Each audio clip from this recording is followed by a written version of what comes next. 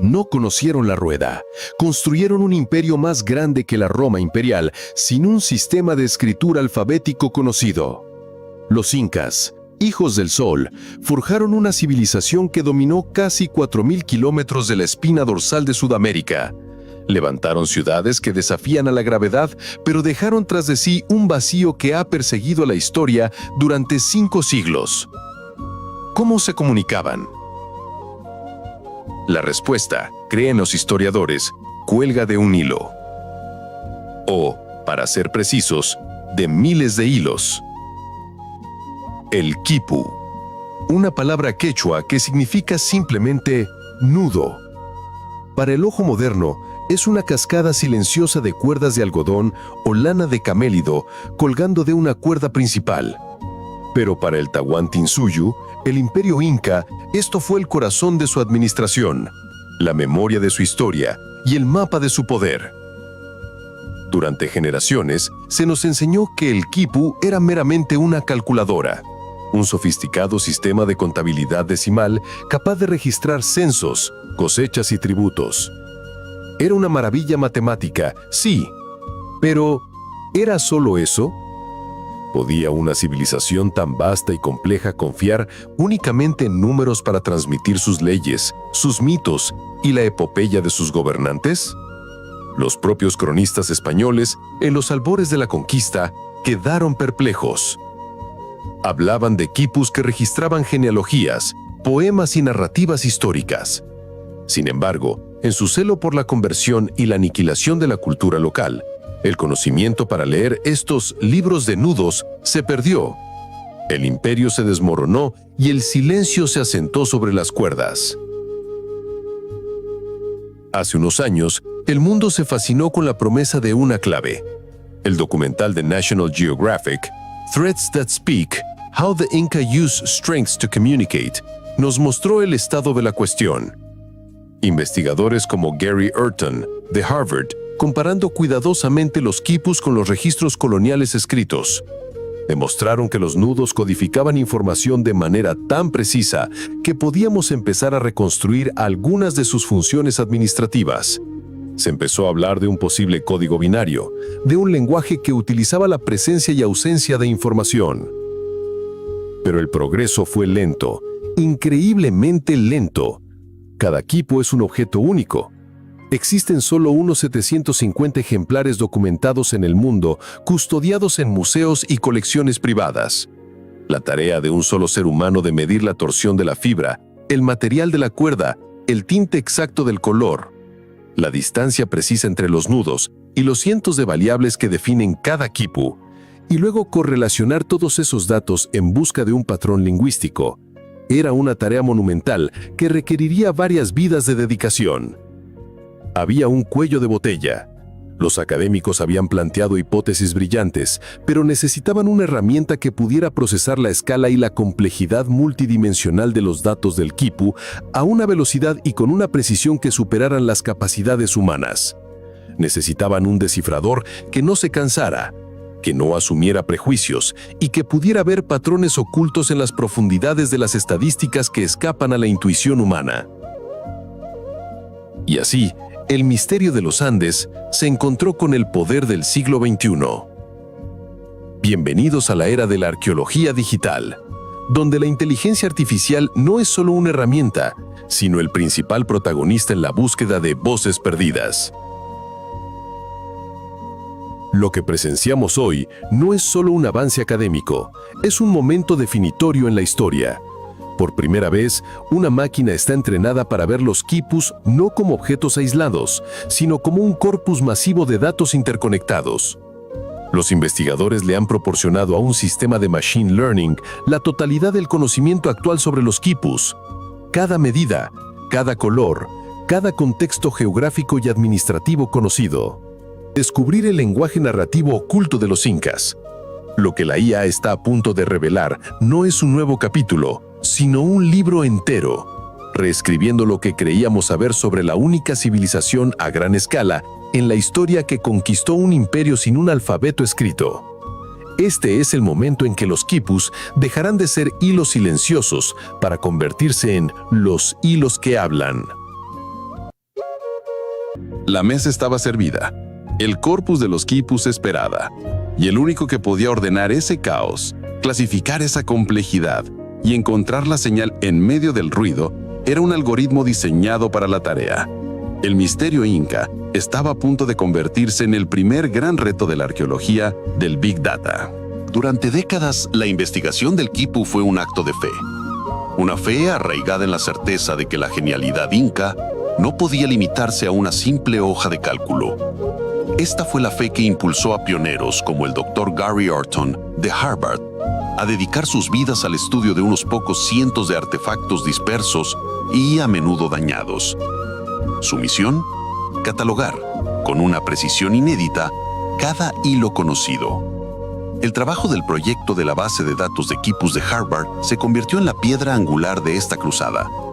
Su enfoque fue metódico hasta la obsesión: catalogar cada quipu conocido, midiendo más de 300 variables distintas por cada cuerda. Esto incluía el tipo de fibra, la longitud, el color a través del código de color Munsell, la densidad de los nudos, la dirección de los hilos de torsión y, crucialmente, la forma en que el nudo en sí estaba atado. Era la lenta y paciente construcción de un puzzle con piezas que ni siquiera sabíamos si encajaban. Los éxitos en el plano contable fueron innegables. Se confirmaron los patrones decimales. Se establecieron correlaciones impresionantes entre quipus específicos encontrados en sitios arqueológicos y documentos censales coloniales. Esto probó, más allá de toda duda, la increíble precisión administrativa de los incas. Pero el gran salto, el que llevaría el quipu de ser un ábaco a un libro, seguía siendo esquivo. El desafío residía en la simultaneidad de la información. Si los incas utilizaban un sistema binario para codificar información no numérica, si el giro de la fibra hacia la derecha, Z, o hacia la izquierda, S, representaba un fonema o un logograma, ¿cómo se diferencia un cambio en el giro que significa maíz de un cambio que significa gobernante? Había demasiadas capas de información operando al mismo tiempo.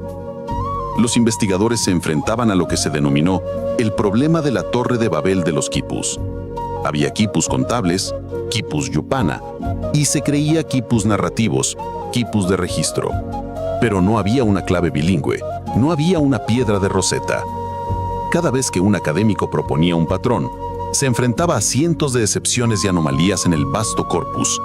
La mente humana, por brillante que fuera, tendía a buscar patrones y luego se agotaba en las inconsistencias. El ruido estadístico era demasiado grande. La solución no estaba en la intuición, ni en el trabajo artesanal, sino en la escala. El lenguaje del quipu, si existía, se escondía en las profundidades de la estadística. Solo la estadística a gran escala, a una velocidad y volumen inalcanzables para el ser humano, podría encontrar la señal en medio del ruido. La necesidad de una herramienta de procesamiento masivo era evidente. Era el momento de que la máquina tomara las riendas de la historia. La IA no descifró el quipu por intuición. Lo hizo por medio de una metodología implacable. El primer paso fue la digitalización total y de ultra alta resolución. Teníamos que crear el quipu digital perfecto. Utilizamos escaneo 3D de micrones y fotogrametría avanzada para capturar no solo las medidas, sino el ángulo exacto de cada nudo, la tensión, la dirección de la torsión de la hebra. Lo convertimos todo, el color, el material, la posición, en puntos de datos numéricos. Un quipu pasó de ser un artefacto milenario a una gigantesca matriz de millones de celdas que el software podía leer. Con estos datos masivos, el equipo creó un modelo de machine learning no supervisado. Esto significa que a la IA no se le dio la clave. No se le dijo, esto significa Inca. Se le dijo, aquí están todos los quipus conocidos. Encuentra patrones que el ojo humano nunca ha visto. La IA procedió a una tarea conocida como clustering o agrupamiento. Agrupó los quipus no basándose en el lugar donde fueron encontrados ni en la fecha, sino en la combinación estadística de sus características físicas. Y rápidamente, el modelo empezó a generar grupos que no coincidían con la clasificación histórica. El modelo separó, con una precisión asombrosa, los quipus puramente administrativos de todos los demás. Pero dentro del grupo restante, clasificado como narrativo, ocurrió la verdadera revolución. La IA identificó la existencia de una sintaxis oculta. Encontró que ciertas secuencias de nudos, que no tenían sentido en el sistema decimal, se repetían en quipus geográficamente dispersos, siempre en posiciones clave. La IA demostró que la combinación sutil de 4 variables, el color de la cuerda, el tipo de nudo, simple, largo, en 8, la giro de la hebra y la distancia exacta del nudo a la cuerda principal, formaban un código recurrente. Esta recurrencia no podía ser aleatoria, era un lenguaje. El algoritmo había encontrado el equivalente a las letras del alfabeto, o más probablemente, a los logogramas, símbolos que representan una palabra o frase completa dentro de las cuerdas. El quipu, por fin, se revelaba como un sistema de escritura logonumérico.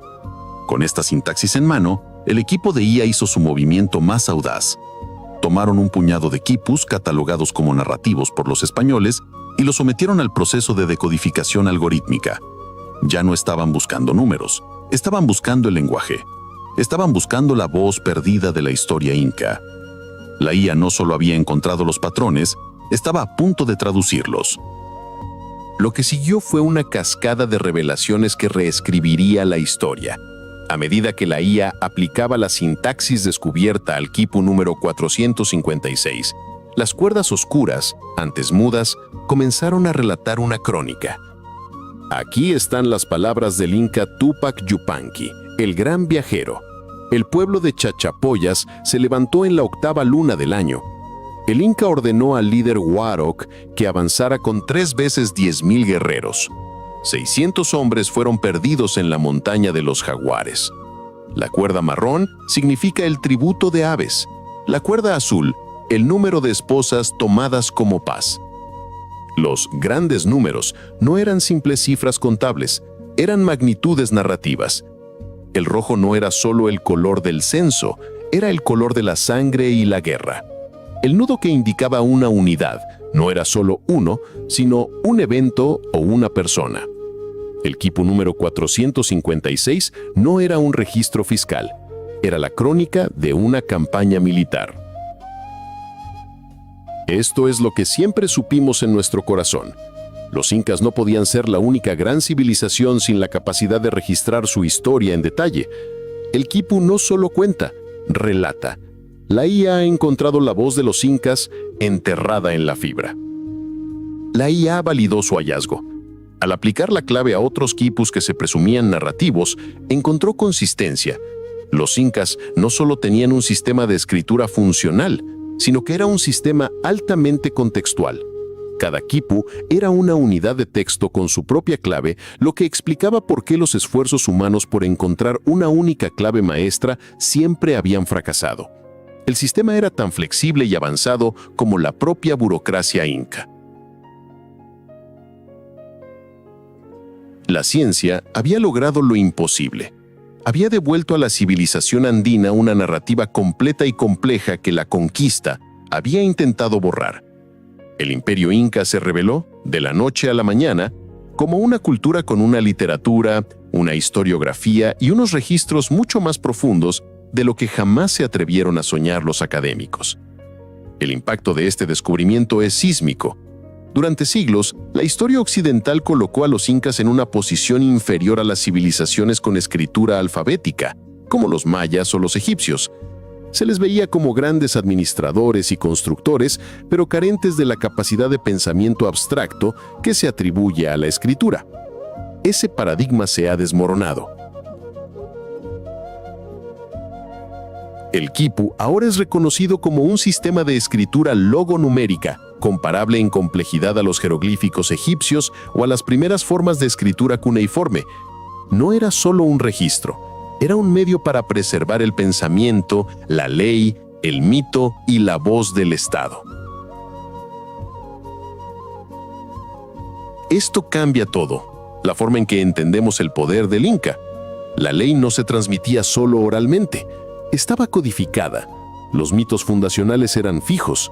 Su capacidad para manejar un imperio tan vasto, sin un idioma escrito alfabético, demuestra una forma de genialidad comunicativa que hemos subestimado enormemente.